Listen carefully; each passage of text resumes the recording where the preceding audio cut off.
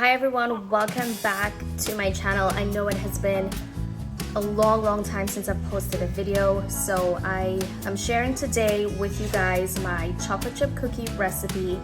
It's a recipe that you can put any mix-ins that you like. The one that I'm going to show you, I did chocolate chips and sprinkle cookies. So I hope you guys enjoy the recipe. I think in part of the video I did pause and tell you guys about adding in the flour. I have no idea where that clip went. I'm a little bit rusty in editing videos and I honestly thought I recorded that part of me actually putting the flour in, but I'm sorry, I'm gonna get back on track. But I did show you guys or tell you guys how I put in the flour. So the rest of the video, you're gonna see everything that I do. It's just the flour part, so please forgive me. I am getting back into the tune of things, so I hope you guys enjoy, and do come back and let me know if you try my cookie recipe. So the first thing you want to do is make sure you melt your butter. Once it looks like it's 90% melted, you want to take it off the heat. You don't want to start bubbling the butter. You don't want to brown the butter. You want to make sure that it's nice and cool before we add in the sugar. So all of the butter goes into my stand mixer. And I'm going to let it cool. See that steam? You don't want to add the sugar right now. And definitely not the eggs, because you're going to scramble your eggs. So you want to make sure this cools. So I would say about 5 to 7 minutes. You don't want it to solidify either. You just want it to be cool to the touch. So as soon as the butter is nice and cooled, I'll be back and I'll show you guys what I do next. Okay, so here I have what looks like 2 eggs, but it's not. It's 1 whole egg and 1 egg yolk. The reason why I don't use 2 full eggs, it's because egg whites tend to dry out baked goods. So I like using the yolk, the extra yolk, to kind of provide that richness to the cookie dough. So because I'm not using I'm not using 2 full eggs, I have to replace the white with something else. So what I'm going to do is use 2 tablespoons of buttermilk. If you don't have buttermilk, you can always make it. It's whole milk and some vinegar or lemon. So for about 1 cup of whole milk, I use about 2 to 3 tablespoons of white vinegar, and there you have, let it sit out for 10 minutes, and that's buttermilk. But if you can find buttermilk, by all means, use it. So I'm going to add 2 tablespoons of buttermilk to my eggs and set it aside. So that buttermilk kind of replaced the white that's missing from that other egg. Okay, and just so I don't mess up any more dishes, right to this, I'm going to add 2 teaspoons of vanilla. Personally, I like to use a combination of vanilla extract and vanilla paste. I love using vanilla bean paste because, one, it is so much more cost effective than buying the vanilla bean. And the vanilla bean, you don't know how long it's been sitting on that shelf. One dry old vanilla bean. And it's so expensive when you can get this vanilla bean paste that looks so delicious. I probably paid like maybe 10 bucks for it, $9.99. I can't really remember, but I know it was so much cheaper than buying the vanilla bean, and you get so much more out of it. So I think I'm almost out of the extract, so let's see what we can get. So about 2 teaspoons total. There we go, I got exactly 1 teaspoon. So I'm going to add that in here. And then I'm just going to add the teaspoon of the vanilla bean paste. Just plop it in there. Okay, so we're going to start measuring our sugar, and I'm going to put it in this bowl just until the butter is nice and cool. So white sugar, 1/4 cup. You just scoop and level. Shake, shake, shake. There we go.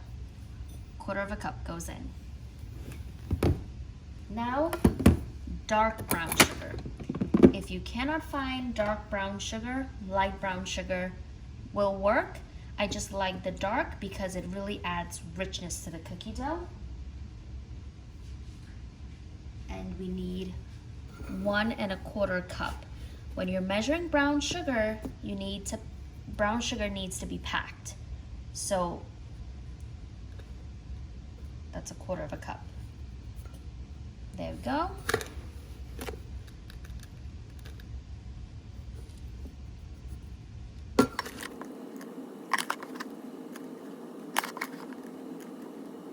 Gonna set that aside until we're ready to dump it in with the butter and start creaming it together. Measuring flour for baked goods is extremely important. So for my recipe, I use a combination of all-purpose flour and bread flour. The only difference is bread flour has more protein content in it, which really helps for that chewy texture in the cookie that we all love. So this cookie is going to be nice and crisp on the edges and soft and chewy and so freaking delicious in the center. It's going to be amazing, I promise. So for all-purpose flour, I'm using 1 cup. When you're measuring flour, you don't measure flour the way that you measure the brown sugar, which is packed. Flour needs to be measured and be very light. So what you want to do is spoon the flour into the measuring cup using a spoon. Just pour it in like a mountain, chop, chop, chop, and level with the back of a knife. That's 1.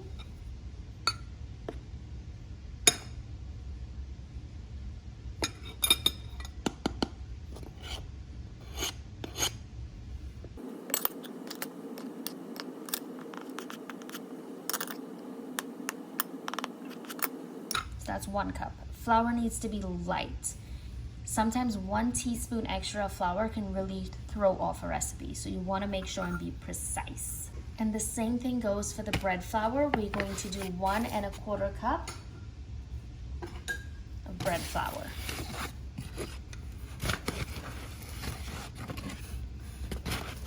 It's kind of difficult to do it out of the bag, that's why I like to pour it out into a bowl. I need to get a container, just like what my sugar is in for flour, but I need to get bigger containers that holds the flour. So there we go. Scoop with a spoon, chop, chop, chop, level with the knife, and that's 1/4 cup. Spoon it in.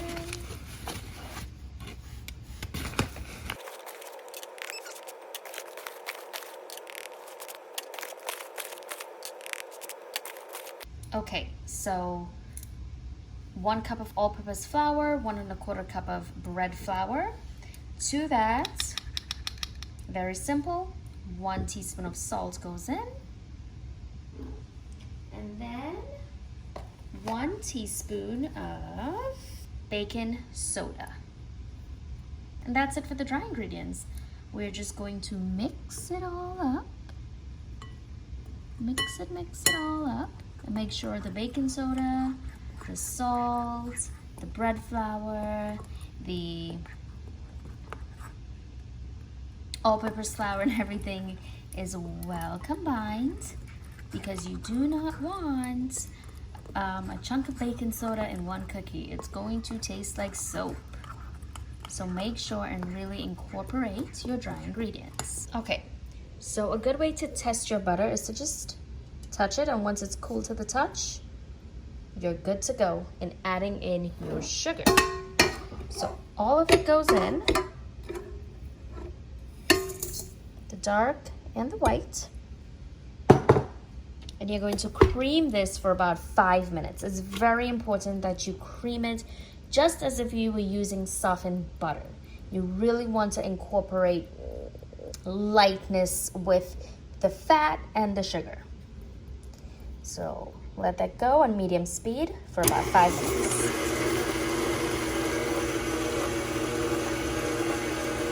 And you're going to know when it's ready when this dark color turns more on the lighter side. So you see the color has changed and everything is nicely combined. So you just want to scrape the edges to make sure that everything was fully combined. It's so nice and fluffy.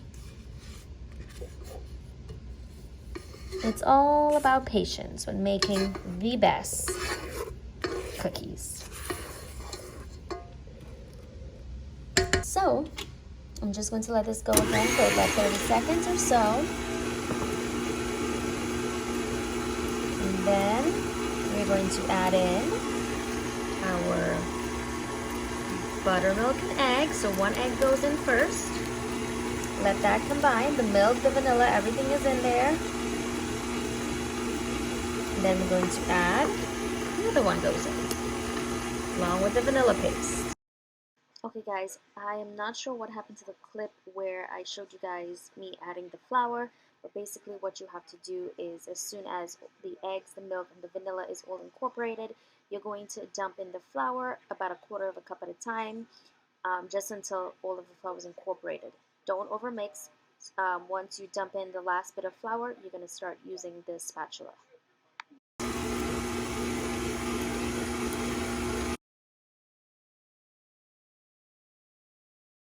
Okay, so what I did was split my dough in two. So one is going to be chocolate chips, and the other one is going to be sprinkles.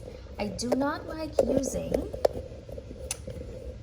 the hand mixer to mix in the sprinkles because I don't want to break up the sprinkles, and I don't want the sprinkles to bleed. So if I can find the rest of the sprinkles, hold on. Okay, so I'm kind of running low on sprinkles, but we would try and make it work. So all of this is going in here. And then I have some of these that we're going to mix in as well. And then we're just going to quickly give it a mix.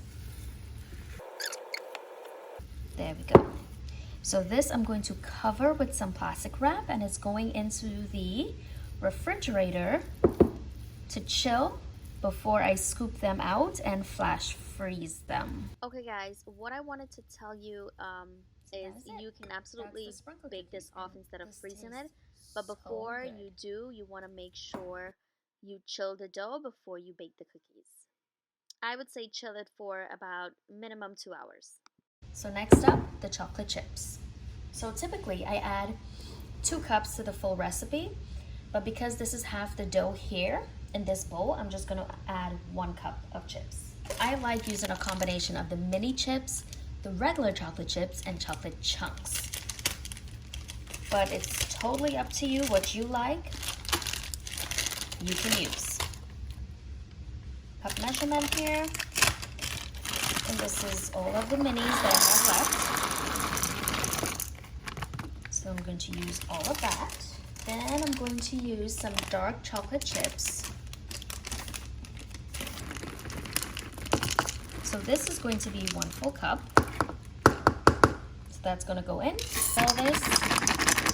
Or what you can do is put 1 chunk in the middle of the dough. When you scoop it out to flash freeze, you just take a chunk and you stick it in the middle. You can do that. Actually might be a good idea. That way, we'll see. Let's just do a little bit. Okay, so we have just about that much. You can chop this up if you like, if these chunks are too big, but what the heck. I'm gonna dump it in. Roughly fold it in. Okay, so that's it. So I'm going to cover this as well and pop this into the refrigerator. So that's the chocolate chip. Okay, so from here, what I'm going to do is freeze these. This would be another batch. I've frozen some before. And what I do is I do all And then take this plastic, put it over, wrap it, flash freeze it, and then put it in a zip top bag. And there is no need to wash the silk pad after your first batch is frozen. Just pop the frozen cookie dough out, put it in a zip top bag, zip it up, and start your next batch immediately. So that is how I freeze my cookie dough. Okay, so what you do once the cookie dough is frozen, you just pop it out and you put it in the respective bags. If you have a vacuum sealer, you can definitely vacuum seal, these up and just leave a few in a zip top bag. Once it's vacuum sealed, it would stay quite some time in your freezer, nice and fresh. And all you have to do in order to bake them is take it, it's frozen, you pop it onto your baking sheet, and you're going, for this size, it takes about 10 minutes in a 350-degree oven. It's all frozen. Okay, so these are the cookies right out of the oven. At 350, it takes only 10 minutes. If you like a harder cookie, leave it in a little bit longer. But I like to take them out as soon as the edges start to turn golden. I'm done. I'm going to leave it here, let it sit for about 30 seconds to a minute before I scoop it and put it on the cooling rack, just so it doesn't break apart because it's still tender. Okay, so I'm going to gently pick it up, just wiggle, wiggle, and I'm going to put it on the cooling rack. It's going to be so delicious. I hope you guys try my recipe out, and do leave a comment down below if you do, and come back and let me know how much you enjoyed them. So thank you so much for watching again. I'll see you guys in the next video.